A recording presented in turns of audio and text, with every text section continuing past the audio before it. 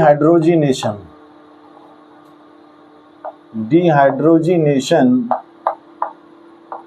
Of alcohols का क्या करना है, डिहाइड्रोजिनेशन। देखो इसमें करके देखते हैं, चलो 1 बाई 1 सबका डिहाइड्रोजिनेशन करेंगे, प्राइमरी का, सेकेंडरी का, टर्सरी एल्कोहल का। तो दिस इज 1 डिग्री एल्कोहल, तो 1 डिग्री एल्कोहल को हीट करेंगे और इसकी वेपर को गरम कॉपर के ऊपर से पास करवाएंगे। कॉपर का टेम्परेचर कितना रखना है, 300 डिग्री सेल्सियस। तो 1 डिग्री एल्कोहल को पहले हीट करेंगे और इसकी वेपर को 300 डिग्री सेल्सियस पे जो कॉपर गर्म होकर रखा है उस पे से पास करवाएंगे। तो क्या हो जाएगा, यहाँ से H और यहाँ से क्या निकल जाएगा, ये H, एक H यहाँ से, एक H यहाँ से। हम कर क्या रहे हैं, डिहाइड्रोजिनेशन, मतलब रिमूवल ऑफ हाइड्रोजन। तो यहाँ से H2 निकल जाएगा ये। तो यहाँ पे क्या बचेगा, आप देखो यहाँ बचेगा CH3, यहाँ H और यहाँ पे बचेगा ऑक्सीजन। तो डबल बॉन्ड हमको लगाना पड़ जाएगा। तो ये क्या बन जाएगा, this is aldehyde plus H2। तो 1 डिग्री एल्कोहल के डिहाइड्रोजिनेशन से क्या मिलेगा, एल्डिहाइड। चलो एक और देख लेते हैं, इसको देखो जरा, ठीक है, ऐसे ले लेते हैं। ऊपर CH3 ले लिया, ये H और दिस इज OH। तो ये हो गया आपका 2 डिग्री एल्कोहल। हाँ, और इसको हम कॉपर की प्रेजेंस में, मतलब कॉपर के साथ गरम कॉपर को 300 डिग्री सेल्सियस पे हीट करके इसकी वेपर को उसके ऊपर से पास कराएंगे। तो क्या होगा, यहाँ से H और यहाँ से ये वाला H निकल जाएगा। तो बाहर क्या चला जाएगा, यहाँ से H2। क्या बचेगा, यहाँ बचेगा CH3C और ये एक CH3 ऊपर और ये एक आ जाएगा ऑक्सीजन। तो डबल बॉन्ड हमको लगाना पड़ेगा और this is ketone.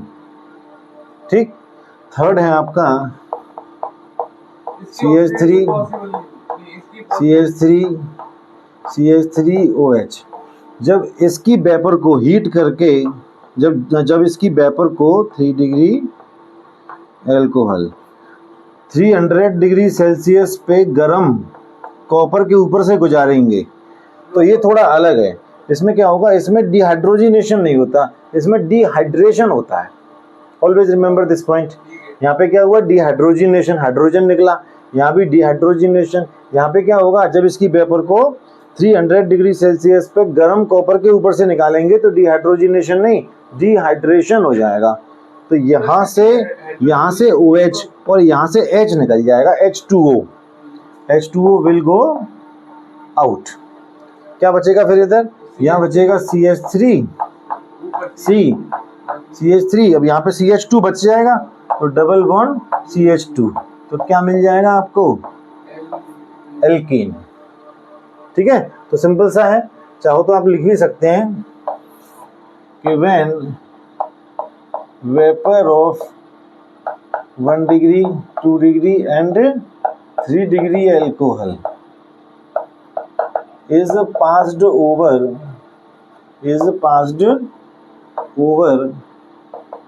heated copper, then क्या क्या मिलेगा हमको, 1 डिग्री से एल्डिहाइड, 2 डिग्री से कीटोन और 3 डिग्री से क्या मिलेगा, alkene. Then aldehyde comma ketone and alkenes are obtained respectively.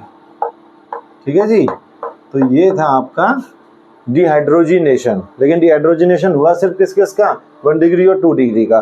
3 degree का हमें क्या करवाना पड़ा, डिहाइड्रेशन। मतलब डिहाइड्रेशन ही होता है, सेम कंडीशन में आप इनको ले जाओगे डिहाइड्रोजिनेशन, उसी कंडीशन में इसको पास कराओगे डिहाइड्रेशन।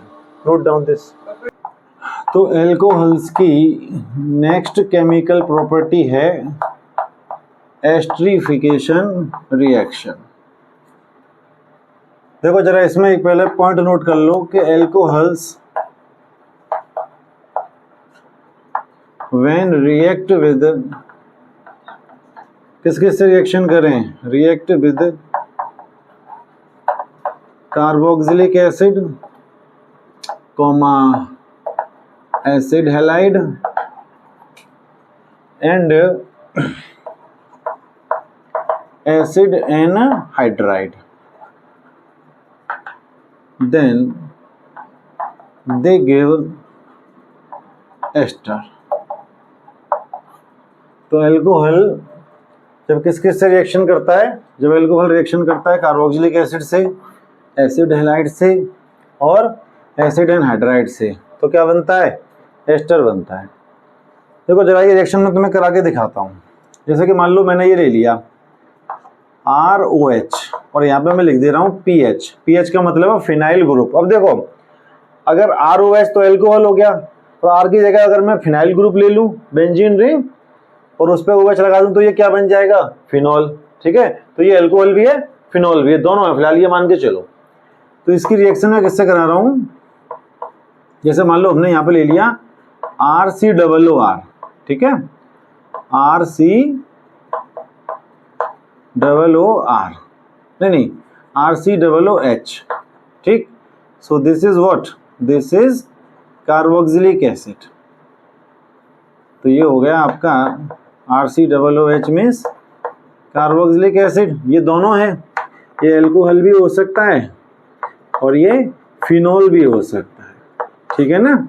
ROH एल्कोहल होगा और PHOH क्या हो जाएगा, फिनॉल। तो जब हम एल्कोहल या फिनॉल किसी की भी रिएक्शन कार्बोक्सिलिक एसिड से कराएंगे तो क्या होगा, यहाँ से ये निकल जाएगा, वहाँ से H और यहाँ से OH। अच्छा ये रिएक्शन किसकी प्रेजेंस में होगी, H पॉजिटिव एसिड हमें लेना पड़ेगा, तो यहाँ से H और यहाँ से OH निकल जाएगा, तो क्या बाहर चला जाएगा, दिस इज H2O प्लस। अब बचेगा क्या, देखो यहाँ से मैं कर रहा हूँ RC है ना, O और O। अब देखो RCOO तो हो गया वहाँ पे, अब इस O से कौन कनेक्ट होगा, इस O से कनेक्ट होगा ये R, है ना। तो ये R, या फिर अगर यहाँ R नहीं होगा फिनाइल ग्रुप होगा तो फिर फिनाइल कनेक्ट हो जाएगा। तो ये क्या बन गया आपका, दिस इज एस्टर। अच्छा इसको एक एग्जांपल की हेल्प से समझते हैं, थोड़ा आसान करते हैं चीजों को। देखो C2H5OH, ठीक है, तो C2H5OH हमने ले लिया और मैं रिएक्शन किससे करा रहा हूँ, CH3COOH से, in the presence of H positive. तो सपोज करो यहाँ से ये क्या निकल गया, H2O, CH3COO C2H5, यही तो बनेगा। अब CH3COO C2H5, ऐसे थोड़ा और क्लियर हो जाएगा, एस्टर। तो एल्कोहल की रिएक्शन कार्बोक्सिलिक एसिड से कराएंगे तो क्या बनेगा, एस्टर। और किससे बनेगा, एसिड हैलाइड से। तो देखो कराते हैं, एक और कराते हैं, CH3OH प्लस। अब जैसे कि मान लो मैंने ले लिया ClCO CH3CH3COCl, मैंने उल्टा लिखा है, CH3COCl क्या होता है, ये होगा एसिटिल क्लोराइड। क्या नाम है इसका, दिस इज एसिटिल या एसिल क्लोराइड भी बोल सकते हैं, दिस इज एसिटिल क्लोराइड, या मैं इसको बोल सकता हूँ एसिल क्लोराइड, कुछ भी इसको आप नाम दे सकते हैं। ये एसिड हैलाइड है भाई। एसिड क्या होता है, CH3COOH एसिड होता है ना, अगर मैं यहाँ पे OH लगाता तो ये क्या होता, कार्बोक्सिलिक एसिड, CH3COOH हो जाता। अब OH हटा के मैंने क्या लगा दिया, Cl, तो ये क्या बन गया, एसिड हैलाइड। एसिड में से OH हटा के, जैसे इसको देखो ये क्या है, एसिड ही तो है। अब मैं OH हटा के हेलोजन लगा दूं तो मैं इसको क्या नाम दूंगा, एसिड हैलाइड, ठीक है ना। तो ये एसिड हैलाइड है। तो जब इसकी रिएक्शन होगी तो क्या होगा, यहाँ से ये निकल जाएगा HCl, और ये रिएक्शन किसकी प्रेजेंस में होगी, this reaction occurs in the presence of pyridine। एक कंपाउंड होता है जिसका फॉर्मूला क्या है, C5H5N, pyridine की प्रेजेंस में। तो यहाँ से HCl निकल जाएगा, तो ये क्या बचेगा, CH3, यहाँ से देखो CH3COOCH3, उल्टा अगर इधर से चलें तो यहाँ से मैं कर रहा हूँ, क्या बचेगा, CH3CO और फिर ये वाला O, फिर CH3, बोलो। तो this is again what, it is again ester. तो एल्कोहल की रिएक्शन कार्बोक्सिलिक एसिड से कराओगे तो भी एस्टर, एल्कोहल की एसिड हैलाइड से कराओगे तो भी एस्टर, और किससे कराएं, एसिड एनहाइड्राइड से। जरा इसको भी देख लेते हैं।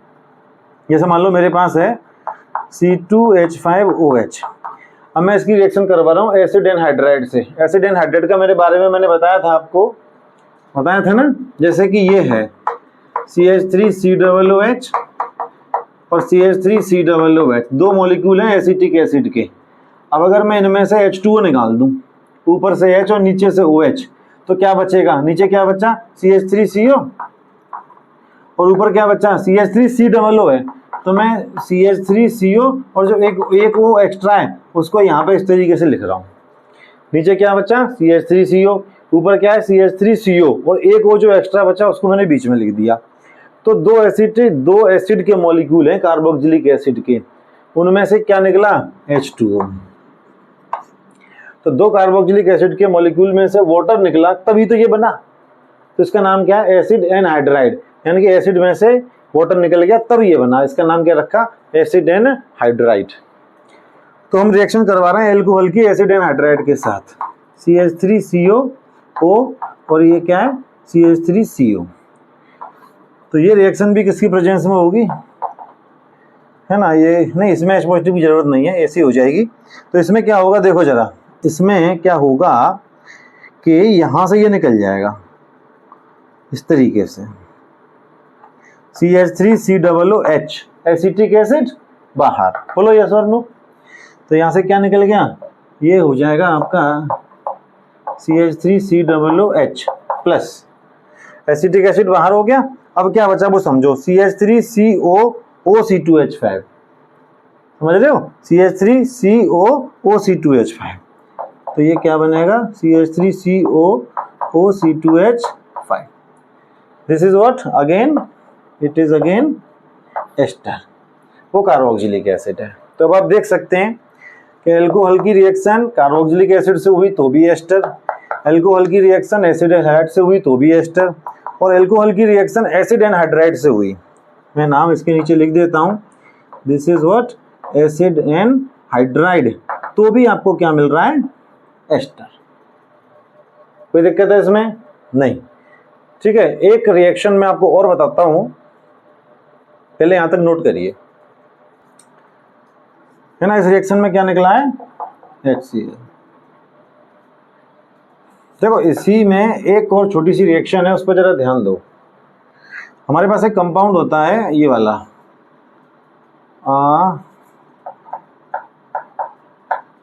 दिस कंपाउंड, ये बेंजीन पे एक तरफ क्या लगा दिया ऊपर? COOH, कार्बोक्सिलिक एसिड ग्रुप, और ये OH। ठीक है, इस कंपाउंड का नाम है सैलिसिलिक एसिड, सैलिसिलिक एसिड। ठीक है,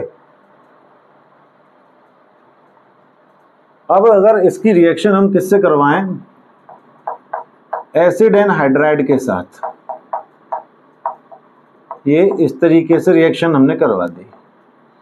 ठीक है जी, एसिड एनहाइड्राइड। तो यहां पे क्या होगा कि यहां से ये निकल जाएगा इस तरीके से। क्या निकलेगा? CH3COOH, एसिटिक एसिड बाहर हो जाएगा, और ये बचेगा क्या? यहाँ पे क्या बचेगा? O बच गया, ये COCH3 बच गया। तो ये जो ग्रुप बचा है ना, ये ग्रुप उल्टा होके और कहाँ जाके लग जाएगा? यहाँ O के पास।